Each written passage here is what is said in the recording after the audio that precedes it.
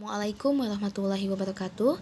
Perkenalkan, nama saya Faradila Fatma Anjani. Saya merupakan mahasiswi semester 4 dari Prodi Pendidikan Bahasa dan Sastra Indonesia. Baik, dalam video ini saya akan menjelaskan mengenai penelitian yang telah saya lakukan yang berjudul Analisis Bahasa terhadap anak Down syndrome. Sebelumnya, apakah itu Down syndrome?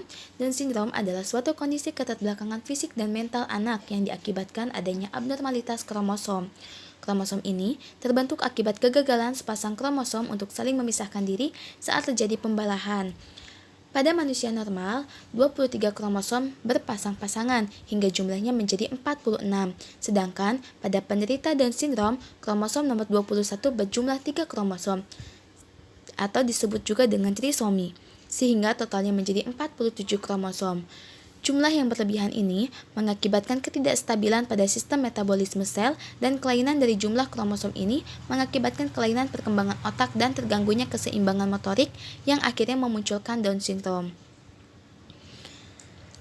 Hingga saat ini, penyebab terjadinya Down syndrome dikaitkan dengan hubungan antara usia sang ibu ketika mengandung dengan kondisi bayi, yaitu semakin tua usia ibu, maka semakin tinggi pula resiko melahirkan anak dengan Down syndrome.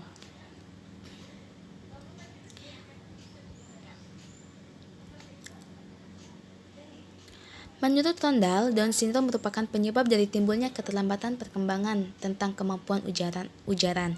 Anak yang mengalami perkembangan mental yang parah meskipun masih mampu mendapatkan sejumlah keterampilan berbicara, dapat diartikan bahwa perkembangan bahasa akan tetap tinggal pada tingkat yang rendah, yang pada umumnya akan berjalan sejajar dengan perkembangan kecerdasan mereka. Salah satu ciri anak Down syndrome adalah perkembangan bahasa yang miskin dan kekurang mampuan umum untuk mengadakan komunikasi verbal. Di antara kemampuan inteligensi, kemampuan berinteraksi, dan kemampuan berbahasa, kemampuan berbahasa menduduki golongan terendah. Kelemahan perkembangan bahasa ini dinyatakan dalam bentuk kekurangan pembendaharaan kata-kata, kelemahan artikulasi, kebiasaan untuk berbicara dengan menggunakan kata-kata yang terpisah. Anak Down syndrome juga lebih fokus kepada orang-orang di sekitar daripada objek bendanya, dan sering mengucapkan kata yang biasa digunakannya. Hanya ada beberapa kata yang sering diucapkan. Beberapa kata itu antara lain makan dengan ujaran akan, kemudian kata habis dengan ujaran abis.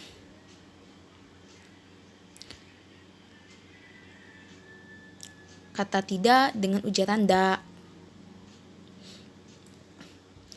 Jadi anak Down syndrome itu hanya mengujarkan akhir dari kata tersebut. Penyimpangan fonologis pada anak Down syndrome yakni penyimpangan secara fonologis yang terdiri dari penghilangan fonem, penggantian fonem, dan penambahan fonem. Penghilangan fonem, misalnya pada kata makan terdapat penghilangan fonem a sehingga ujarannya menjadi kata akan.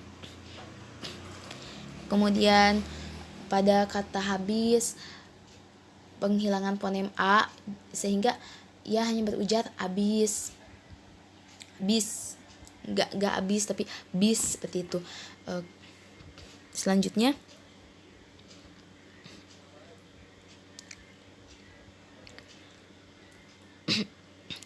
dari hasil penelitian yang telah saya lakukan, maka dapat disimpulkan bahwa kemampuan penggunaan kata pada anak Down syndrome sangat sedikit dan sulit menata bahasa atau kalimat.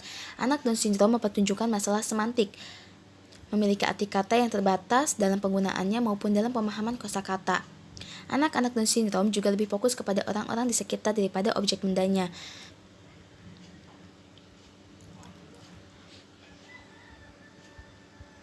Narasumber juga lebih sering mengucapkan kata yang biasa digunakannya. Dari hasil penelitian mengungkapkan bahwa kesulitan pengujaran dan pola bunyi pada anak penyandang Down syndrome pada pola konsonan hambat letup bilabial. Kemampuan pengujaran anak Down syndrome adalah rendah karena hanya mampu mengujarkan pada tingkat kata atau suku kata, belum sampai pada taraf morfologi, sintaksis, dan wacana. Baik, sekian yang dapat saya sampaikan dari hasil penelitian saya. Mohon maaf apabila terdapat banyak kekurangan. Wassalamualaikum warahmatullahi wabarakatuh.